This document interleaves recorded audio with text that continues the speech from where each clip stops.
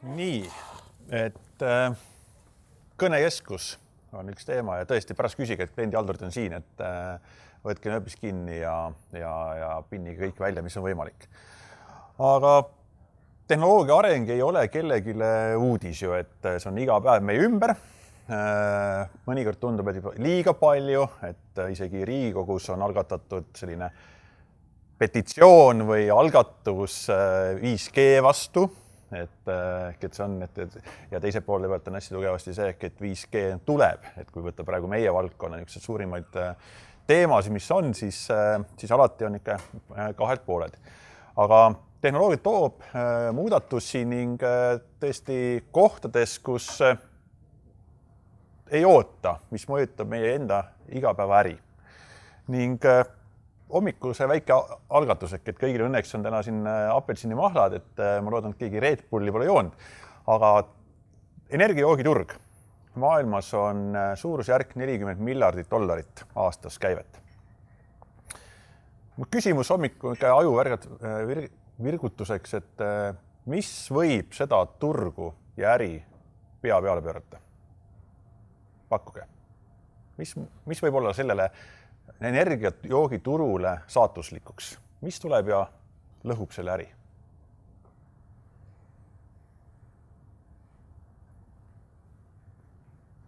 Pakkuge.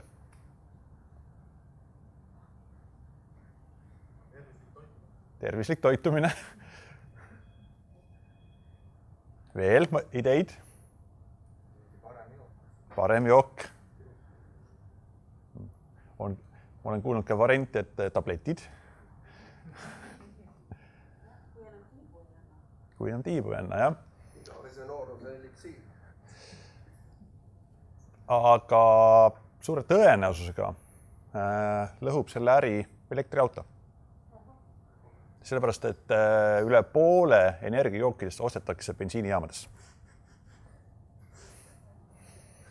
Ja sinna enam ei ole vaja minna. Teine põhjus, miks ju energiajooki ostetakse, et selleks olla roolis aktiivne ja kui tuleb isesõitev auto, elektriauto, siis ju sa ei pea olema enam nii ärkvel roolis. Ehk see on see mõtteviisid, et see võib tulla üllatus kust iganes sinu ärile ja sa võtaks valmis olema.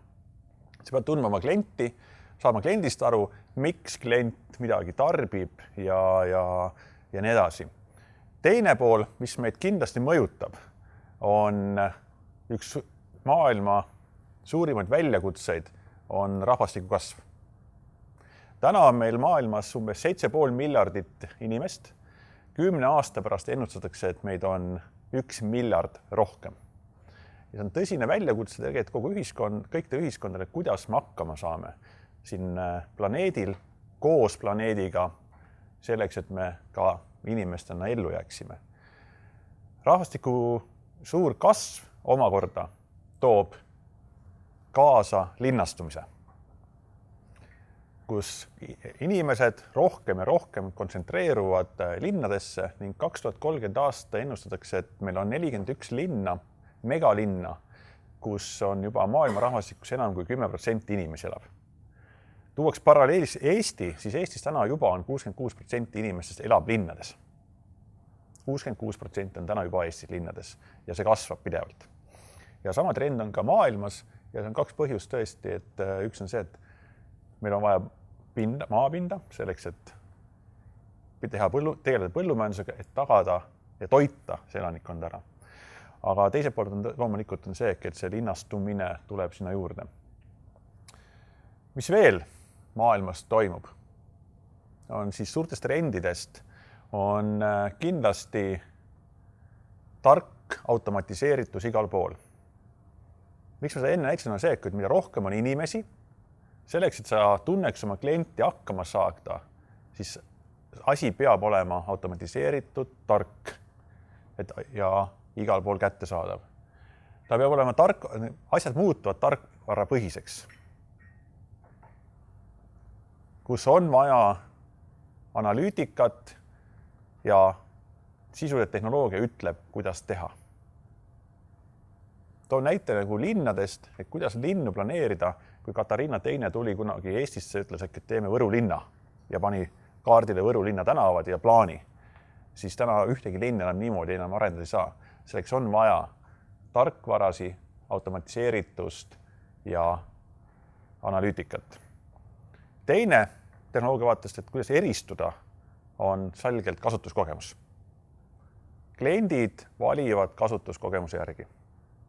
Ma arvan, et ise olete kogenud ja meie lapsed, kes toimetavad, sa laadid alla äppi, kui aru ei saa, sa järgmine hetk kustutad selle ja sa unustad selle. Et see kasutuskogemus on hästi oluline ja see on see võimendatud pool ehk et igal pool, igas hetkes on hea kasutuskogemus selleks, et eristuda. Konkurents muutub. Nagu ma enne esimese näite tõin, et see konkurent võib tulla täiesti külle pealt, mida sa ei tea või sa ei oska kartagi ja lõhub sinu nagu äri.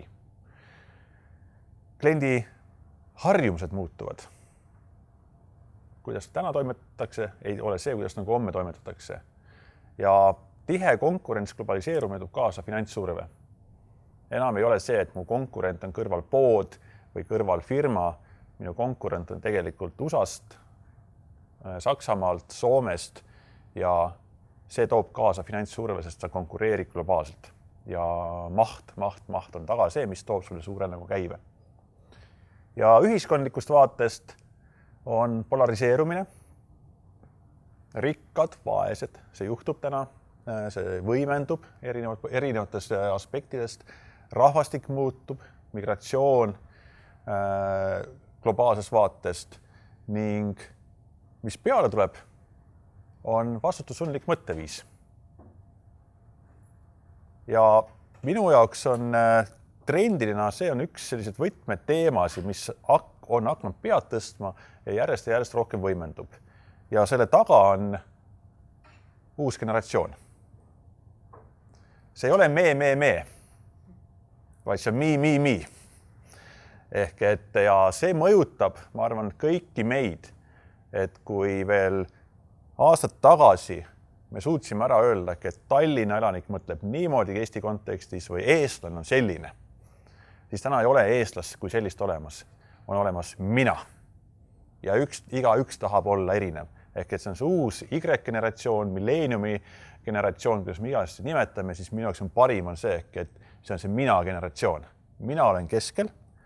Need noored on hästi enesekesksed, hästi edevad mõnes mõttes, nad tahavad välja paista, eristuda. Keegi ei taha olla mass. Loomulikult, nad on tehnoloogias. Kui meil on täna telefon takki ja paelaga käeküles kinni, et aeg-ajalt me saame lahti, aga ta on mul lähedal siin endiselt. Et ma jätta kaugele, siis noortel on ta juba kinni kasvanud.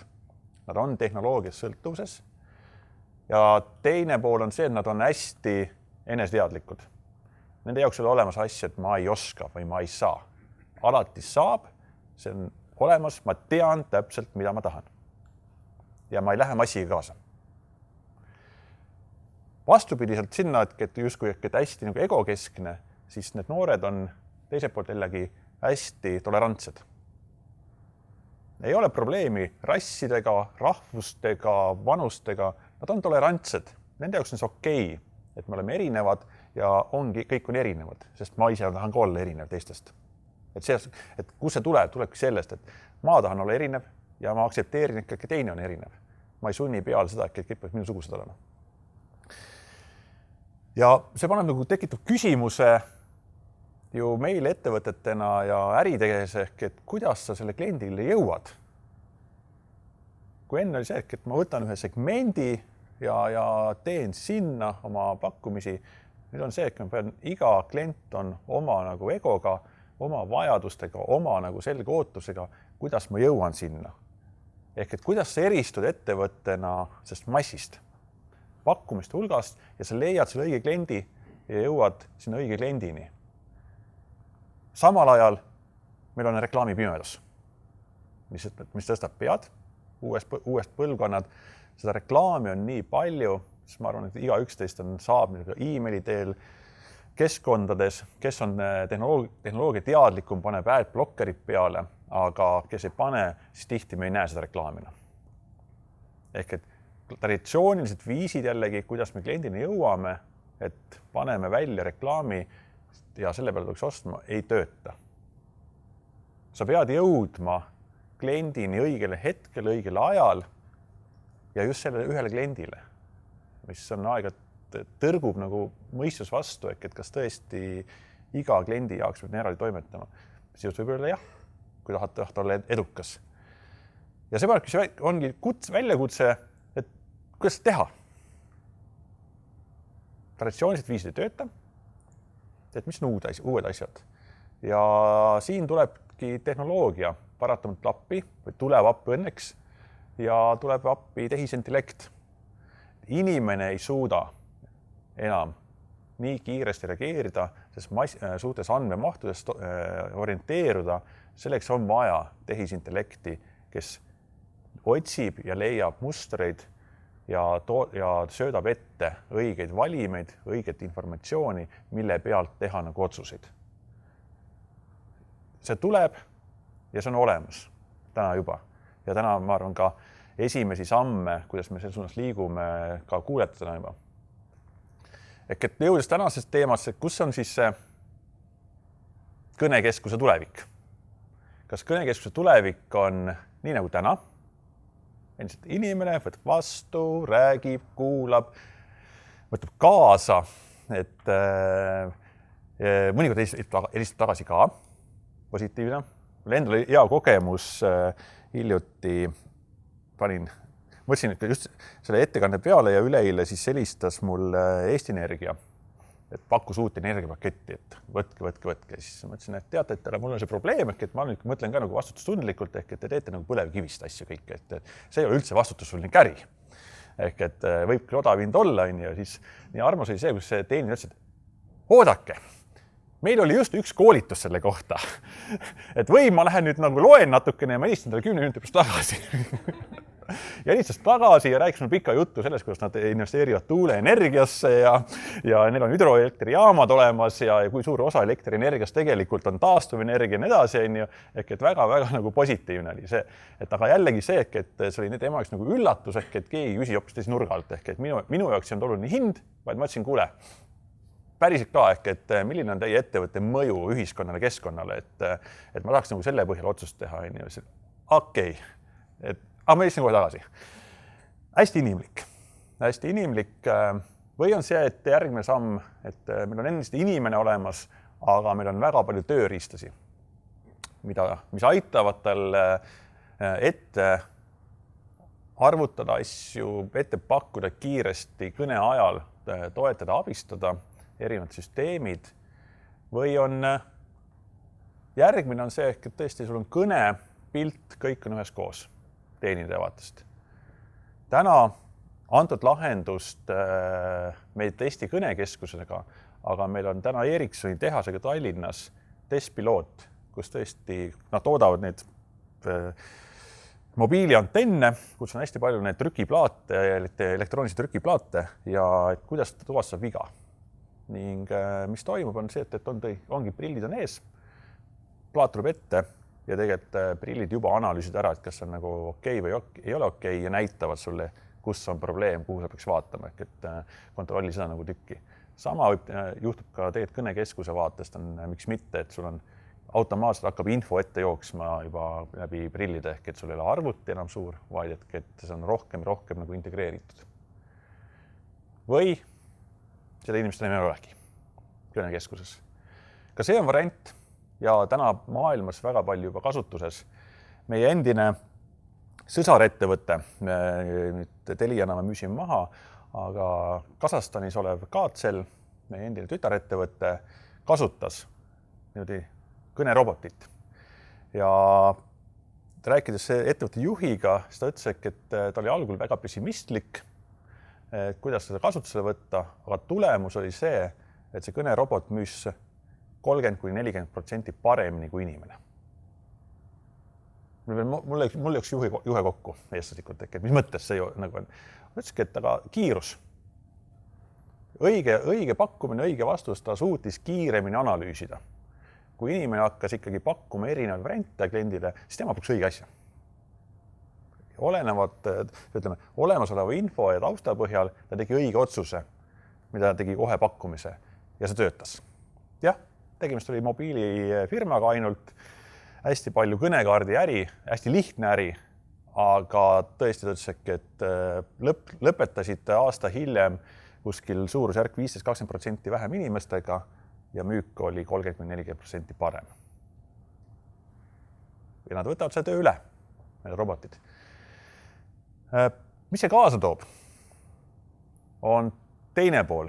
Me võime rääkida tehnoloogiast hästi palju, et see on äge, nii edasi. Nüüd astume teiselt poole joont.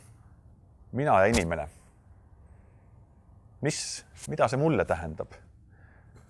Ja see, millega me selgelt vastu ei seisa, vaid millega peame arvestama, on see sama uus põlvkond, on väga eneseteadlik, on see, et ma tahan täpselt teada, mida te minu andmetega teete. Ja samal inimlikud hirmud, et milleks minu andmeid kasutatakse. Kes kasutab, kus kasutab, edasi. Eelmise aasta GDPR on üks kaitse pool, aga see on pidev dilemma. Ehk ühtepidi ühiskonna ja äri edendamiseks kõik saad aru. Tehnoloogiat on vaja, andmed on vaja, sest see muudab meie keskkonda paremaks. Teiselt poolt ma ei taha seda, et minu andmed kõik teavad minust kõike. Ja selle koha pealt mõtleks, on olemas niisuguse hiromante, aga tuntud laulja nagu Sting juba, see oli 80. alguses, võib öelda, et oli nagu väga sügavmõttelise sõnumi edastas ühiskonnale. Et kui leiuma laulu, mis on tänapäeval väga sügava tähenduslik, arvestades tehnoloogiat ja tehnoloogia maailma.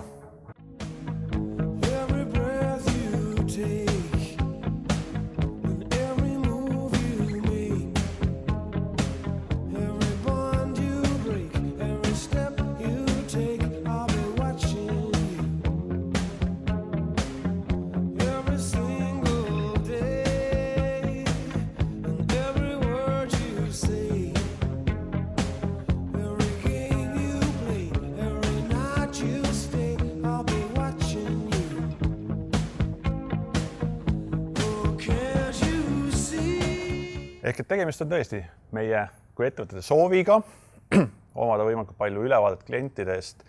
Teiselt poolt, kui kliendistest nagu aru saavad, tekib neil selge nagu küsimus ja tõrge, et miks seda kõike vaja on. Ja ma arvan, et see on tänase päeva üks mõte, mis ma annan kaasa, ehk et kui te kuulate, kui te räägite, siis see on see koht, mida alati arvestage ja omavahel ka arutage. Et soovin omalt poolt mõnusat arutelupäeva, et kuidas tehnoloogia muudab ja aitab muuta teie äri paremaks ja ühiskonda teistsuguseks.